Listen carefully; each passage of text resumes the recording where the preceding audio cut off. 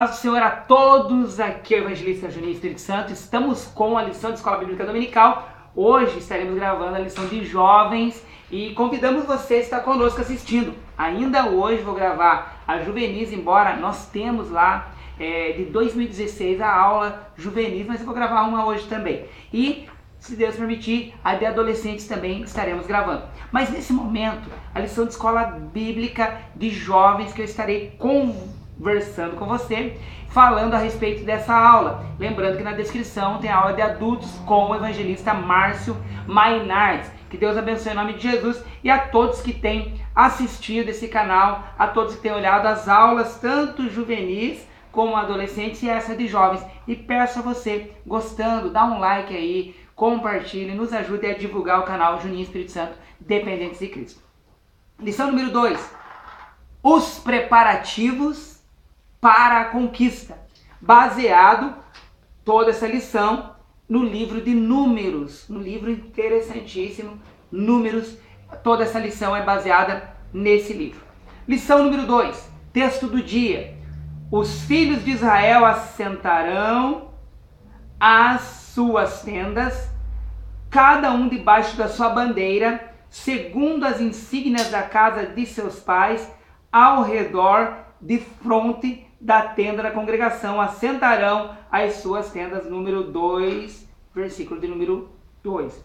A síntese da lição: o povo de Deus deve viver em unidade, santidade, também deve conhecer sua força e preparar-se para os embates da vida, sabendo especialmente que a vitória vem do Senhor. Sobre conhecer essa força, é interessante que a lição de adultos ela vai falar de batalha espiritual, que é uma área que eu acho interessantíssima, e vai falar a respeito disso. Mas na nossa lição de número 2, vamos já ler o tópico de número 1, criando a ordem social. Na introdução, você vai ver aqui que fala dos israelitas que permaneceram no deserto de Sinai após o êxodo, mas o lugar da manifestação de Deus tinha migrado do monte para a planície do deserto, onde estava o tabernáculo, erguido um mês antes. Nesse cenário, Deus levantou líderes para guiar o povo: Moisés, Arão e um líder de cada tribo de Israel. O Senhor mencionou-os nominalmente, declarando que eles seriam príncipes das tribos de seus pais. E aqui nós vemos algo que o comentarista colocou na lição, que chamou minha atenção. Os hebreus tinham potencial para conquistar o território de Canaã. Daí ele coloca algo aqui que diz assim: mas lhes faltou humildade, obediência e fé para seguirem até o fim. Então o comentarista coloca algo que me chamou muita atenção, que é isso daqui: a falta de humildade, de obediência e fé. Sem esses quesitos em nossa vida espiritual, nós não vamos chegar a lugar nenhum. Porque a humildade, ela precisa ocorrer em nossa vida. Primeiro a humildade, em seguida somos honrados por causa da humildade. Primeiro humildade. E aí nós vemos também obediência. Obedecer a Deus, as suas leis, precisa ocorrer em nossa vida. A obediência a Deus é o princípio da nossa sabedoria. Nós precisamos obedecer. E aqui diz também fé. Como acreditar em algo que eu não vejo? Só através da fé. Daí diz aqui: todos aqueles líderes nomeados por Deus e seus companheiros morreram no deserto. Morreram. Todos morreram no deserto. E diz aqui: começaram bem, mas terminaram mal. Até eu sempre comento que é melhor você manter o voo. Se você decolar, precisa decolar. Tá, subiu. E uma hora vai ter que descer. Mas você precisa manter o voo. Não adianta não manter o voo na tua vida espiritual. Às vezes é melhor você andar devagarzinho, mas mantendo a tua vida, do que querer fazer tudo numa vez e acabar não fazendo nada. Agora, se você é daqueles agitados que quer fazer tudo e vai manter o voo nisso, glória a Deus, precisa de gente assim. Glória a Deus, precisa de gente que queira fazer. Porque a seara é grande, mas são poucos os ceifeiros. O texto diz aqui mais, assim: morreram no deserto, tá? Começaram bem, mas terminaram mal. Por isso, os fatos narrados em números devem ser cuidadosamente observados. Aí nós entramos no tópico 1, que diz assim: 1. Criando a ordem social. Censo para a guerra. Desculpa a minha alergia, que vocês já estão acostumados. Quem assiste meu canal fica muito triste quando começa meu nariz assim fazer isso. Vamos lá. Censo para a guerra. O livro de Números começa com o Senhor determinando a contagem dos israelitas. Essa contagem que ele determinou, para que foi? Para eles irem à guerra. Haveria guerras. Aqui nós observamos, Êxodo 17, versículo 8 a 16, que haveria guerras e uma batalha contra os amalequitas. E por haver guerra, o que aconteceu aqui? Deus determinou para quê? Para que o pessoal se preparasse para a guerra. Isso traz para nós, igreja, você jovem que está me ouvindo, professores que estão me ouvindo, isso traz para nós o quê? Que Deus, Ele nos prepara para a guerra. Deus avisa para a guerra. E o comentarista coloca aqui, interessante, que mesmo com a promessa, li a tua semente, a tua semente possuirá a porta dos seus inimigos, Gênesis 22, 17, Israel precisava conhecer sua força militar, ou seja, ele mostrava que haveria guerra e que eles precisavam contar, que precisavam se preparar para esse momento. Mesmo promessa para mim, promessa para você, Deus ele mostra para mim e para você que devemos nos preparar para as guerras espirituais. Isso me traz o quê? A armadura de Deus. Efésios capítulo 6, versículo 10 em diante. A armadura de Deus demonstrando quais são as armas para a guerra. Diz ainda o texto aqui que, crendo que o Senhor daria força, estratégia e desenvoltura belicosa para guerrear e vencer os inimigos. Eles só não poderiam ficar inertes, pois a terra prometida seria conquistada com muito esforço. Precisava haver o quê? Preparativos para a guerra. Havia uma terra prometida? Havia, mas o povo precisava não ficar inerte, esperando as coisas caírem do céu. Deus nos chama para a guerra, como chamou o povo ali para a guerra em Números, como chamou para o povo se preparar para a guerra contra os amalequitas. Deus me chama e te chama para não ficar inertes. Ele não prometeu que seria fácil a conquista para morar no céu. Ah, vou morar no céu e ficar de boa. Não, não é fácil. Há uma promessa para mim? Há uma promessa. Para você, há uma promessa. Mas nós não devemos ficar inertes. No subtópico 2, ele fala aqui do censo sem discriminação, observando-se que a iniciativa do censo foi de Deus e não de Moisés. Números 1, versículo 1 e 2. O Senhor anelava que eles credenciassem, que assumissem a posição de guerreiros. Eles não eram mais escravos. Agora precisavam assumir a posição de guerreiros. E aqui ele chama nesse censo que eles viessem da idade de 20 anos para cima, aqueles que eram capazes de ir para a guerra. Aqui diz também o comentarista que ninguém apto seria desprezado, ou seja, todos são chamados e ninguém é desprezado na obra do Senhor. Todos foram chamados para ser um instrumento de Deus. Eu aceitei a Jesus como Salvador, passo a ser um instrumento de Deus aqui na terra. Você que aceitou a Jesus como Salvador, passa a ser um instrumento de Deus aqui na terra. Eles foram agregados e chamados ao alistamento para a guerra. Eu e você somos chamados para a guerra. Estamos sendo chamados para a guerra.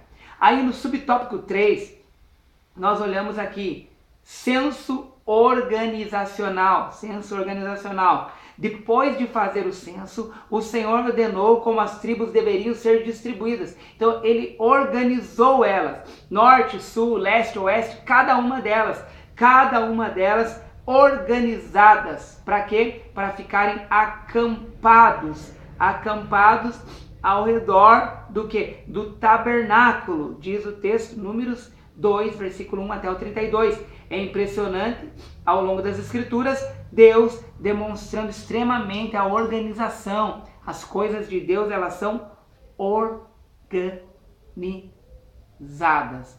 Existem detalhes preparativos. Deus, ele organiza as coisas. No reino de Deus é organizado, tanto que você vê os seres angelicais organizados. Todos, e no mundo espiritual até os demônios, eles são organizados. Então a igreja precisa ser organizada. O povo lá em Números estavam sendo organizados. Isso nos ensina organização, ensina para nós igreja hierarquia, ensina para nós igreja organização, ensina para nós que evangelizamos organização. Aí o texto diz assim, sobre a posição geográfica, e o comentarista cita no final ali desse subtópico, diz assim: Deus sempre tem o controle de tudo, nenhum dos seus propósitos pode ser impedido, e cita Jó 42, versículo 2, ou seja, ele está no controle, e tudo aquilo que ele tem de propósito para mim, para a tua vida, vai se cumprir, mas nós precisamos estar organizados, esperando no sentido, trabalhando na obra do Senhor, mas aquilo de promessa que tem em nossa vida, nós devemos esperar, porque vai chegar o momento, mas não devemos ficar o esperar inerte, mas ele é organizado. No subtópico 2, ou melhor, no tópico 2, ele diz assim: construindo a identidade nacional, senso de pertencimento. Essa identidade nacional, até vejo agora que teve posse do novo presidente nosso, e ele batendo muito acima da tecla sobre o amor à pátria, o ter amor pela bandeira nacional, aquela bandeira que está a ordem e progresso, ter esse amor pela pátria. Os demais idades, nós vemos que tem um amor pela pátria. Os novos adolescentes que estão vindo, alguns jovens, eu vejo que muitos perderam o amor à pátria, precisa ser resgatado isso. Biblicamente, nós olhamos lá em Números, ao analisar determinações divinas, nos primeiros capítulos de Números, observa-se Deus mostrou interesse com o censo de pertencimento social dos hebreus, devido ao longo período que ficaram no Egito, mas censo foi eventualmente fragmentado. Deus determinou que eles acampassem, e juntos, o que tem lá? Ao seu estandarte, as insígnias de seus pais, Números 2 e 2, senso de pertencimento a Deus, pertencimento à família deles, pertencimento à geração deles ali. Então eles foram ajuntados às suas tribos, os seus grupos, e deveriam amar o grupo a que pertenciam. Aqui nós vemos o que? O comentarista diz que a vida do acampamento deveria ser notoriamente comunitária, sem espaço para egocentrismo, o ego, o eu, ou egoísmo, pois o Senhor havia ordenado: amarás o teu próximo como a ti mesmo e seu Senhor. Aqui eu observo que eu e você deveremos ter um senso de pertencer a um grupo cristão, a adorar a Deus, primeiramente cristocêntrico, é o Cristo ao centro na minha vida e na tua vida, deve ser Cristo, o nosso centro, é cristocêntrico. Aí nós observamos que também precisamos, além de ter primeiramente Cristo como centro da nossa vida, a igreja local onde nós servimos a Deus, ela precisa ser amada, cuidada, olhada, não no sentido crítico de apenas apontar erro de pessoas, como vemos em todas as igrejas, mas nós devemos o quê? Olhar os membros da nossa igreja e amá-los, ajudá-los. E os problemas que tem dentro da nossa igreja não é apontar, mas procurar, eis-me aqui, como diz a minha camiseta, Camiseta essa que é da Rei dos Reis, o meu amigo, o Zé, irmão Zé, Deus abençoe a tua vida lá. Mas nós precisamos do quê? Nós precisamos, em vez de apontar, ajudar. Isso em Números me chamou a atenção, por quê? Porque nós devemos procurar o bem dos integrantes. Qual é a nossa tribo hoje? A nossa tribo hoje, por exemplo, a igreja que eu estou pastoreando, a igreja Assembleia de Deus do bairro São Jorge, é a minha tribo ali, vamos dizer assim. Temos a nossa igreja central, nosso pastor presidente, pastor Samuel Azevedo dos Santos. Abaixo dele, para mim, tem o pastor Irineu, desculpa, o Irineu passou, agora o Irineu está em outro lugar. Pastor Irã Batista é o distrital e eu sou o pastor local. Mas ali temos nossos membros dali. E os membros dali têm que olhar com amor, porque pertencem ali. Cada um que pertence ali tem que olhar com amor e cuidado. Aqui nós vemos, as tribos sempre deveriam estar juntos, afinal, onde existe amor, existe milagre. Aonde existe amor, existe milagre. Vai acontecer milagre ali? Vai, porque nos amamos, então. Se não nos amarmos, não acontecerá. Então é isso que nós precisamos observar. O subtópico 2, pode abrir, Davi, tranquilo. O Davizinho tá ali, o vídeo a minha esposa colocou para gravar, o Davi tá brincando com as massinhas ali e estão me ajudando aqui. Vamos lá. Continuando, senso de serviço. O livro de Gênesis mostra o homem perdendo a comunhão com Deus. No livro do Êxodo, a humanidade reencontra o caminho da comunhão. Em Levítico, o homem é ensinado a respeito da verdadeira adoração. Tá gravando ainda, né? Deixa eu gravando ali. Vamos lá. Da verdadeira adoração. E em Números, é ensinado a servir. Aqui nos chama muito a atenção. Por quê? O ensinar a servir. Servir é o que precisamos em nossa vida. Lá as tribos foram ensinadas a servir. E isso fica de exemplo para nós que precisamos aprender a servir. Um amigo meu, um dia, ele comentava, ele pastoreava uma igreja, pastoreia ainda, e ele trabalha totalmente na obra. E a coisa mais triste que ele me contou, eu não trabalho, eu não sou integrado na obra, eu tenho meu serviço, mas trabalho lá na igreja, mas eu tenho meu serviço, trabalho, eu tenho meu serviço particular. Lá na igreja, eu estou lá ajudando lá. Mas um amigo meu, ele trabalha totalmente na obra e ele foi comigo orar esses dias e ele estava tão triste, me deu um dó, porque ele falou assim, sabe, Juninho, eu estou tão triste porque eu faço com amor a obra e alguns crentes, minhas ovelhas, elas me cobraram da seguinte forma, dizendo que eu recebo para isso, eu trabalho para isso e eu tenho que trabalhar nisso. E ele estava muito triste, por quê? Porque aquele homem é um homem de Deus, ele serve realmente a Deus. De repente ele está até assistindo esse vídeo, ele vai lembrar que ele me contou. Ele serve a Deus, mas ele é integrado, ele recebe da igreja, mas ele faz com amor. E ele foi cobrado dessa forma. E a coisa mais triste é isso.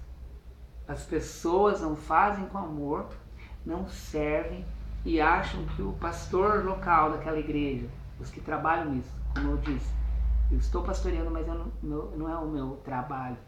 Mas aqueles que trabalham nisso, a maior tristeza deles é porque estão fazendo com amor. E é jogado muitas vezes na cara deles que eles têm que trabalhar, quase dizendo, eu pago o teu salário. Isso é um dos maiores erros. Por quê? Porque quem faz isso não está servindo. Quem faz isso não está sendo um vaso nas mãos do Senhor. E continuando, os filhos de Israel estavam acostumados a servir por obrigação, debaixo do jugo egípcio.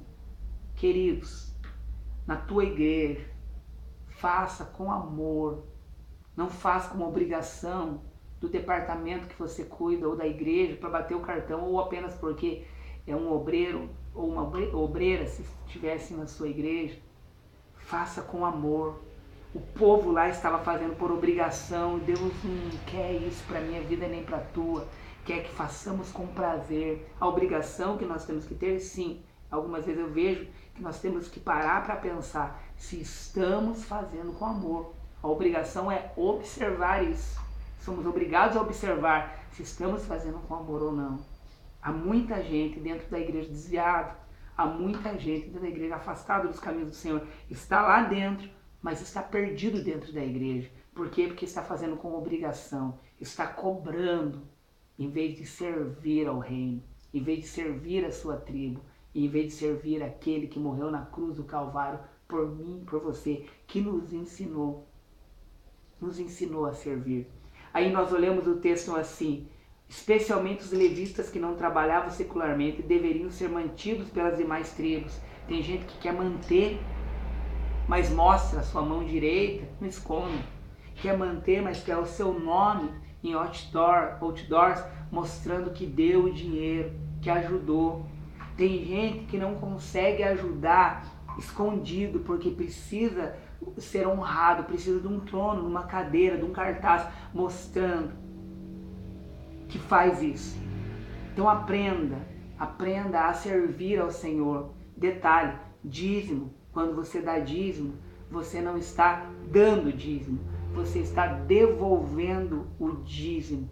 Quando nós não queremos dar dízimo, igual vejo muitos lugares por aí, muitas pessoas, não estou mandando carapuça para ninguém, infelizmente é texto que eu preciso falar, mas muitas pessoas dão dízimos querendo cobrar. Isso está errado. O dízimo você devolve para o Senhor e dá com amor. O dízimo você dá para ajudar a tua igreja, para ajudar na manutenção dela. Você devolve para ajuda. Ah, mas o fulano pegou meu dízimo e fez. Esse problema do fulano. Seja um servo que faça com amor. Apesar que se for para dar o dízimo, para cobrar e não dar com amor, não dê mesmo. Não dê. Porque é muito feio isso. Eu me lembro que eu sempre fui dizimista. Sempre fui dizimista. Desde antes de eu ser cooperador. Antes de eu ter um cargo na igreja. Porque eu aprendi que o dízimo tinha que devolver. Aí eu entendo porque muitas das vezes, algumas igrejas que não dão dízimo, que eu discordo, mas é problema delas, eles não dão dízimo, mas eles não vão dar mesmo. Porque eles têm mau exemplo de pessoas que dão dízimo e reclamam. Que dão o dízimo, devolvem o dízimo e batem o pé. Que fazem esse tipo de coisa. Então, aqui nós vemos que os levitas, eles eram mantidos pelas demais tribos. Detalhe, aqui nós observamos que as demais tribos não reclamavam. Diz aqui, a proporção que elas se doam em amor vão morrendo um pouco mais para seus egoísmos e vaidades e vão sendo vivificados. Deus ensinou eles a amar o próximo. As tribos levitas, elas eram o próximo deles. Então, nós aprendemos aqui números. Eu posso aplicar isso no dízimo também. Subtópico 3. Senso de reverência sacerdotal. Eu lembro em Atos dos Apóstolos, eu lembro ali quando foram chamados, aqueles homens de Deus, foram chamados os diáconos para ajudar a servir, porque quem estava ensinando eram os apóstolos. Os discípulos do Senhor ensinando, então precisavam de diáconos para auxiliá-los. E aqui eu vejo, Deus escolheu a tribo de Levi como a sua propriedade particular, fazendo com que seus membros não trabalhassem nem fosse a guerra, mas que cuidassem exclusivamente da manutenção e celebrações do santuário. Por isso há diáconos, por isso há cooperadores, por isso há obreiros para ajudar, porque há sacerdotes. Eu vou usar esse termo sacerdotes para nós hoje, vou usar ele. Sacerdotes para cuidar, pessoas para cuidar. E por isso, pode abrir rápido, Davi. Por isso, precisam de pessoas para ajudar. Aqui diz assim, registra-se qualquer tipo de incômodo contra esse privilégio levítico. Não há registro de incômodo quando foram chamados para ajudar, diferente do tempo que vivemos hoje. Há pessoas para ajudar, mas há membros, há pessoas que reclamam que não podem ajudar o líder da igreja, os obreiros da igreja. E todos nós fomos chamados para ajudar. No tópico 3, cuidando da vida espiritual. O último tópico já, irmãos. Cuidando da vida espiritual. A importância dos levitas. Antes de conquistar a terra prometida, Deus determinou um levantamento numérico dos guerreiros. Organizou o acampamento, mostrou os deslocamentos, tudo. Ele incutiu na mente do povo o senso de pertencimento social e necessidade do serviço do tabernáculo. Eles entenderam que precisavam ajudar o próximo, que precisavam cuidar das coisas de Deus. É o que muitas igrejas precisam. Jogam toda a culpa no pastor, jogam toda a culpa nos obreiros, nos líderes, mas tem que colocar na cabeça, em nosso coração, que nós precisamos ajudar. Aqui havia o quê? No coração deles, assistência social, assistência aos levitas. Nós precisamos colocar em nosso coração que há assistência social da igreja e que nós precisamos também mantê-la. Alguns dirão, então eu vou dar meu dízimo para lá, porque eu estou ajudando missionário, eu faço coisa melhor, você está fazendo errado. Você precisa, o teu dízimo, segundo a igreja que você dar o seu dízimo, devolver o seu dízimo na igreja. A sua ajuda para missionários e assistência, outras coisas, é a parte, a oferta que você vai dar. E você vai ser abençoado por isso. Você pode ter certeza disso daqui. Aí nós vemos, isso era de vital importância, pois os hebreus precisavam ser ensinados a respeito da lei do Senhor, da santidade, do serviço. Você precisa fazer o serviço ao Senhor, buscar santidade ao Senhor e olhar primeiro para você. Depois, essa trava enorme que está na tua frente. E não vê você enxerga o cisco que está no olho do irmão, do teu líder, dos liderados, dos obreiros, mas não está enxergando a trava enorme na tua vida. E depois tem gente que vai dizer, tá me dando indireto. Por favor, meu Deus do céu, é uma aula de escola bíblica dominical, é uma aula de Bíblia que você precisa aprender a ser crente também, aquele que não aprendeu ainda. Subtópico 2, vida espiritual no centro. Números 2 e 2, Deus determinou que a tenda da congregação ficasse localizada no meio do acampamento. Isso nos ensina o quê? Cristo no meio da nossa vida, no centro da nossa vida. Cristocêntrica a minha vida. Detalhe, sabe o que faz me lembrar? A igreja onde nós congregamos, precisamos nos se preocupar, precisamos preocupar-se com ela, preocupar-se com as suas paredes também, preocupar-se com o seu local também. Estou quase terminando. Preocupar-se com o seu local. Vamos em 5 minutinhos aí. Preocupar-se com o seu lugar, preocupar-se com o que está ocorrendo e ajudar, não apenas apontar. Salmo 122 me lembra muito bem disso.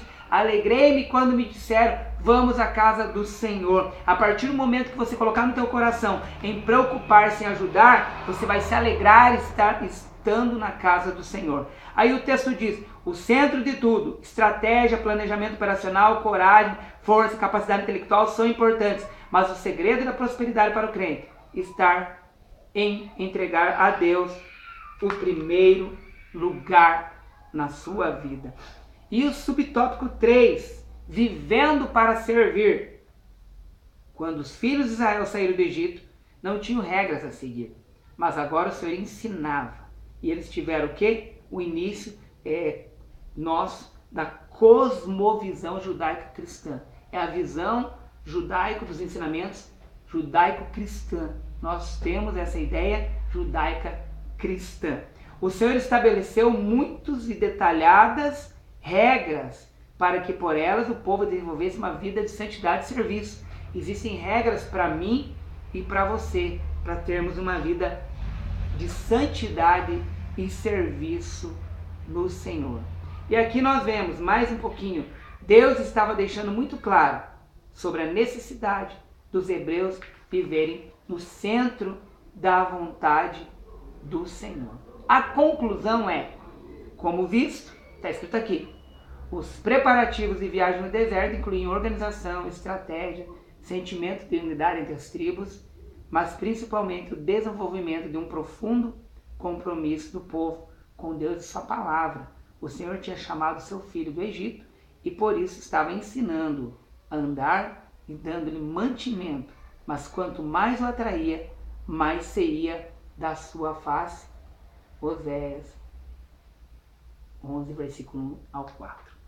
Então, eu e você precisamos ter em nosso coração esse sentimento de serviço e busca a Deus. Temos que nos preparar. E nesse preparativo, buscar adorar ao Senhor, servir ao Senhor, engrandecer ao nome do Senhor, mas caminharmos na presença dEle. Que Deus abençoe a tua vida e essa lição de jovens, ela venha estar em teu coração, cada dia mais na tua vida. Deus abençoe a tua vida. Curta nosso canal lá, Juninho Espírito Santo. Dá um like lá, nos ajuda, divulga, manda para outros, manda para líderes e jovens, para outras igrejas também, e os outros vídeos.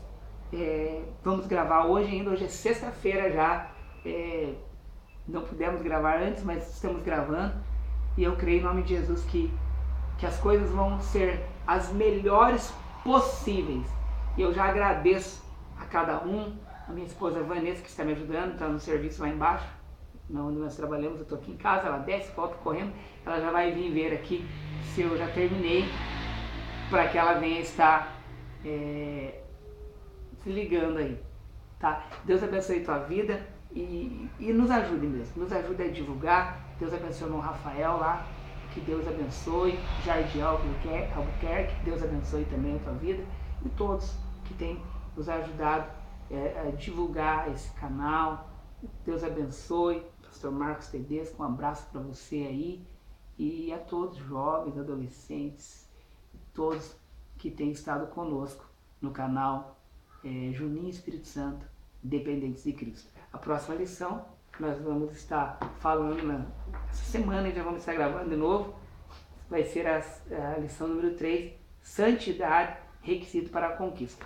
Nas outras lições, a de adolescente, a juvenis, lembrando que a de juvenis voltou, foi gravada em 2016, mas nós vamos estar, já tenho gravado essa aula 2, mas nós vamos gravar hoje, daqui a pouquinho, a próxima aula.